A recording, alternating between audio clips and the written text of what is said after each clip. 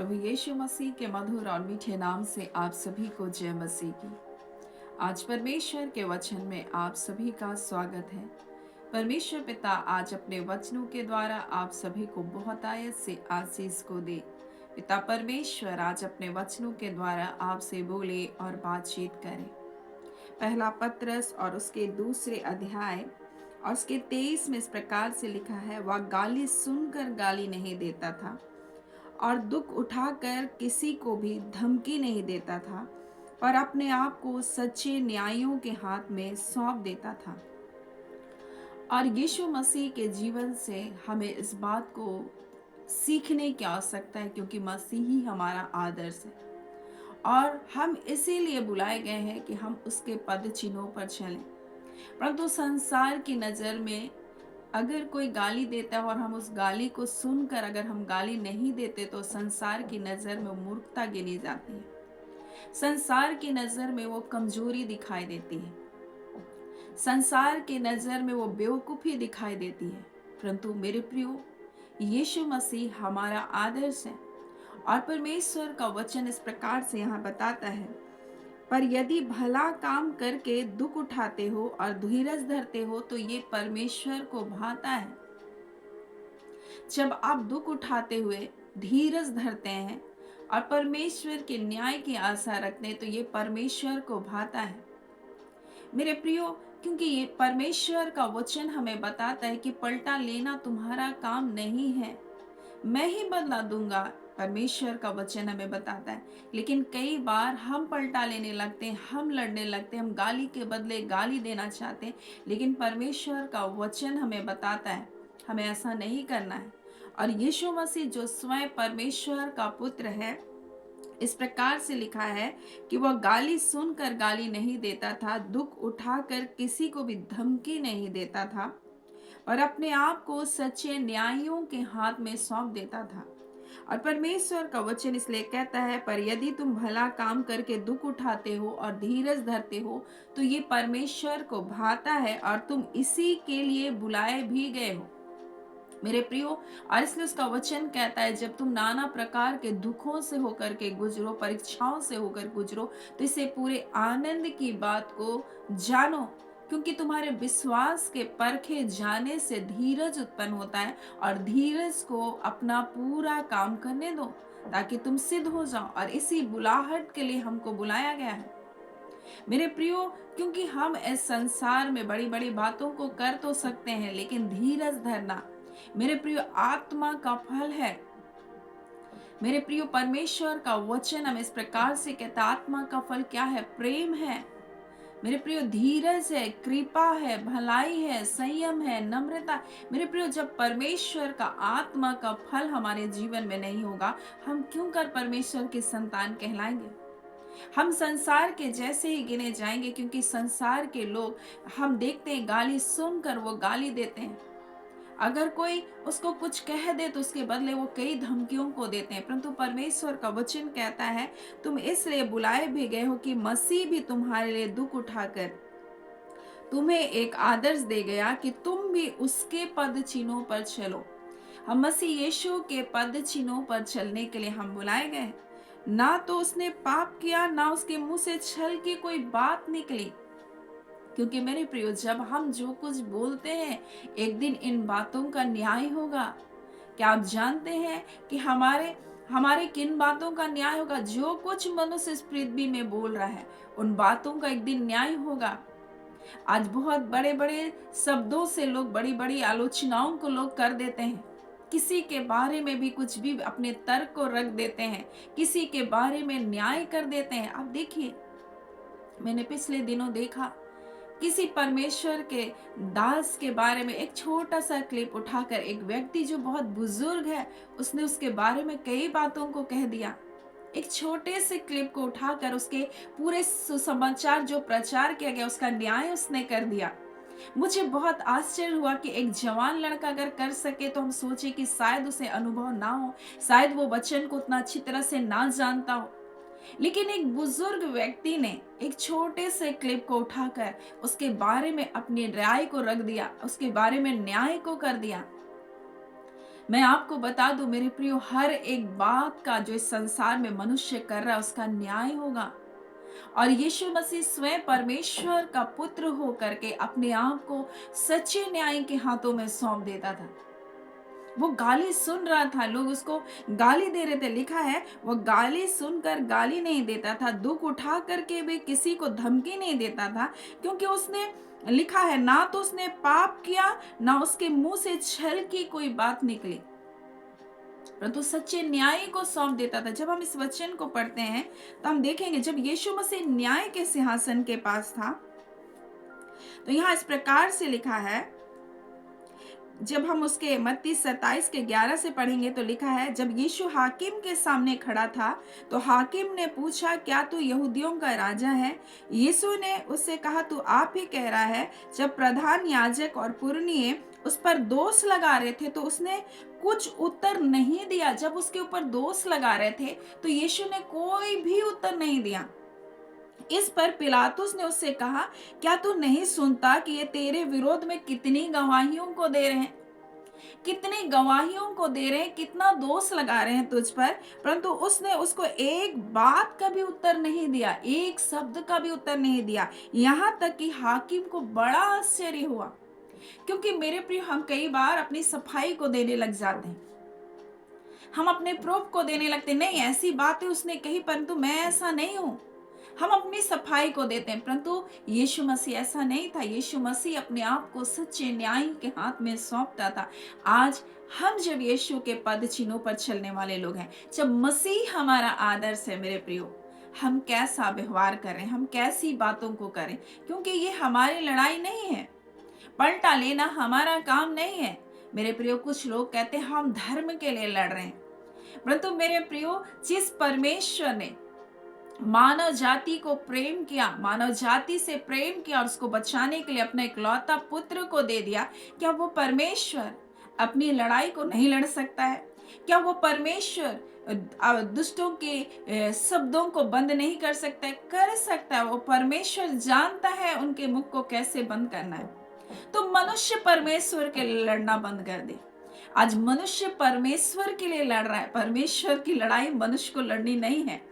परमेश्वर अपनी लड़ाइयों को लड़ना जानता है, वो सामर्थी परमेश्वर है। इसीलिए मसीही लोग कभी भी लड़ाई नहीं करते, क्योंकि वो जानते हैं ये लड़ाई हमारी नहीं है।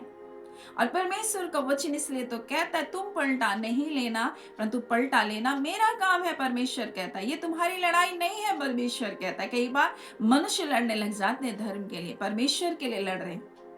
परमेश्वर इतना कमजोर नहीं है कि मनुष्य उसके लिए लड़े। परमेश्वर सर्वशक्तिमान परमेश्वर है और वो अपनी लड़ाइयों को लड़ना जानता है, अपने तरीके से वो लड़ता है।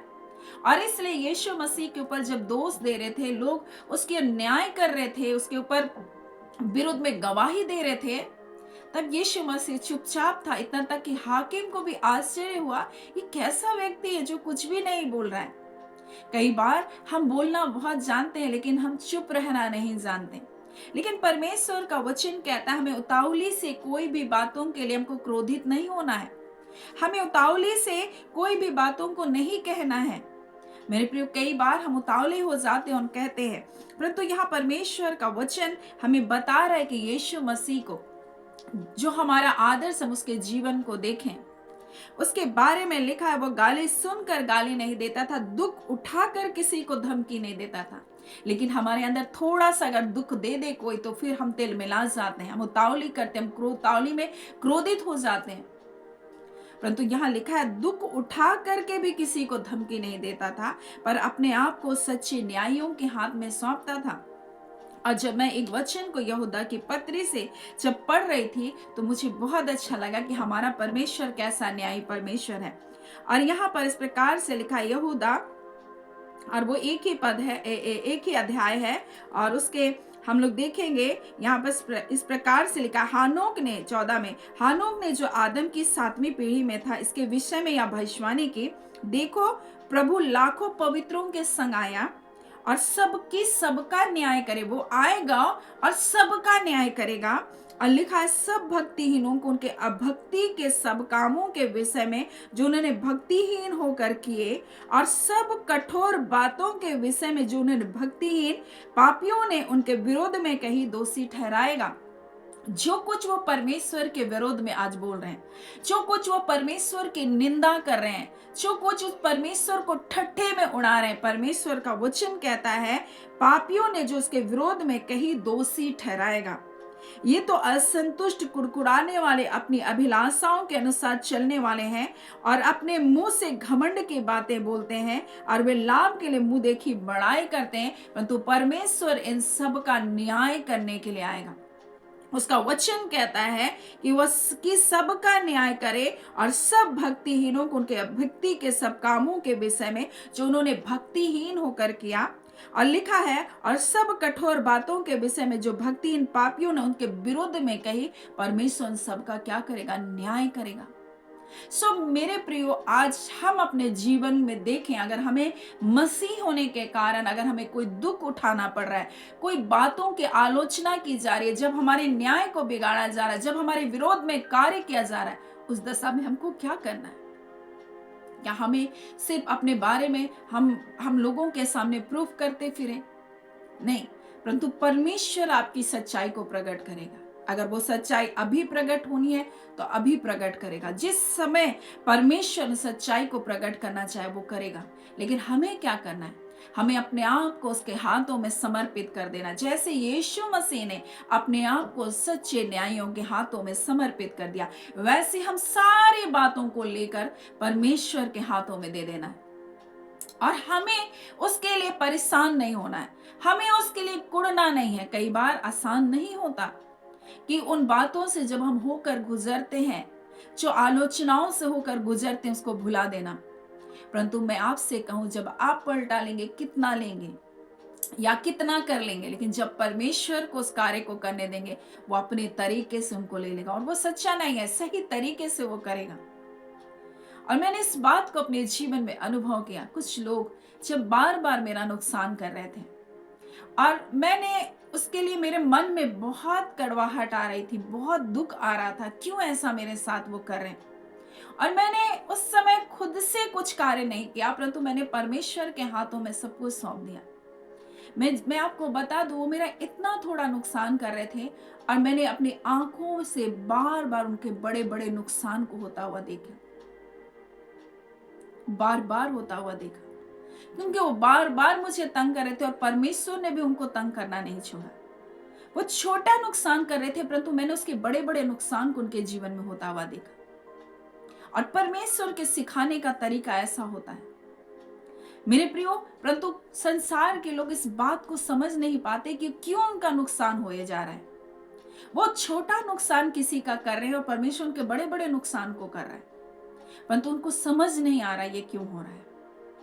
मेरे प्रियो, आज मैं आपको बता दूं, अपने आप को सच्चे न्यायियों के हाथ में सौंपें।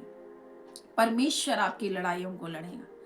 परमेश्वर पिता इन वचनों के द्वारा आप सभी के जीवन को बहुत ऐसे आशीष को दे। आमीन। आइए हम प्रार्थना करेंगे। धन्यवाद देते हैं जीवते सच्चे सामर्थी पिता परमेश्वर, प्रभु यीशु के नाम से अब आपके पास आते हैं, आपकी हुजूरी में आते हैं। खुदान परमेश्वर, आज इस वचन के द्वारा अपने लोगों से आपने बोला और बातचीत किया। और खुदान परमेश्वर, निश्चय कई बार जब आपके लोग कठिन परिस्थितियों से होकर गुजरते हैं प्रभु, हाँ पिता परमेश्वर, उनको लगता है बस बोल दूं और सब कुछ खत्म कर दूं, परंतु खुदान परमेश्वर आप बताना चाहते हैं अपने आप को सच्चे न्यायी के हाथ में सौंप दें। हाँ पिता परमेश्वर, क्योंकि आप गाली सुनकर गाली नहीं दिए, आप दुख उठाकर किसी को धमकी नहीं दिए प्यारे यीशु, परंतु अपने आप को सच्चे न्यायियों के हाथ में सौंप दिए। आप सच्चे न्यायी परमेश्वर के हाथ में अपने आप को सौंप दिए। और एक दिन पिता हर बात का आप न्याय करने वाले आने वाले हैं प्रभु। हर बात का न्याय आप करेंगे। जो मनुष्य आपके विरोध में, आपके लोगों के विरोध में, आपकी संतानों के विरोध में कर रहा है पिता, हम आपका धन्यवाद देते हैं। अब आप परमेश्वर और ऐसे पिता इस वचन के द्वारा अपने उन लोगों को परमेश्वर शांति को दे जो इन बातों से होकर गुजर रहे हैं, जो इन प्रताड़नाओं से होकर गुजर रहे हैं, जो इन तकलीफों से होकर गुजर रहे हैं, जो पिता परमेश्वर इन हालातों से होकर गुजर रहे हैं। प्रभु इसी घड़ी प्रभु जी आपकी तसल्ली को दीजिए, अपनी शांति को दीजिए परमेश्वर पिता, और उनके हृदय में विश्राम को दीजिए। जो विचलित है परमेश्वर, जो पिता परमेश्वर कई बार उन बातों को सोचकर बावले हो जा रहे हैं खुदान परमेश्वर, और सोचते हैं प्रभु मैं इन बातों को कैसे सह सकता हूं, परंतु प्रभु आपका वचन हमें जो बताता मैं उसके अनुसार चलने की आवश्यकता है प्रभु, क्योंकि उसी में हमारी भलाई है, उसी में परमेश्वर के लोगों की भलाई है। प्रभु हम आपका धन्यवाद देते हैं खुदान परमेश्वर। हम आपके सामर्थी पवित्र हाथों में एक एक प्रियजनों को सौंपते हैं। निश्चय खुदान परमेश्वर बड़े बड़े अन्याय हुए हैं परमेश्वर प्रभु, और पिता परमेश्वर ये भुलाया नहीं जा सकता परमेश्वर, परंतु खुदावन फिर भी प्रभु आप अपने लोगों के लिए अद्भुत कार्य करने के लिए सामर्थी हैं। खुदान परमेश्वर जितने हानि जितने नुकसान प्रभु शत्रु करता है प्रभु, परंतु खुदान परमेश्वर प्रभु आप अपने लोगों को उससे कहीं बढ़कर ऊंचा उठाने के लिए प्रभु आप सामर्थी हैं।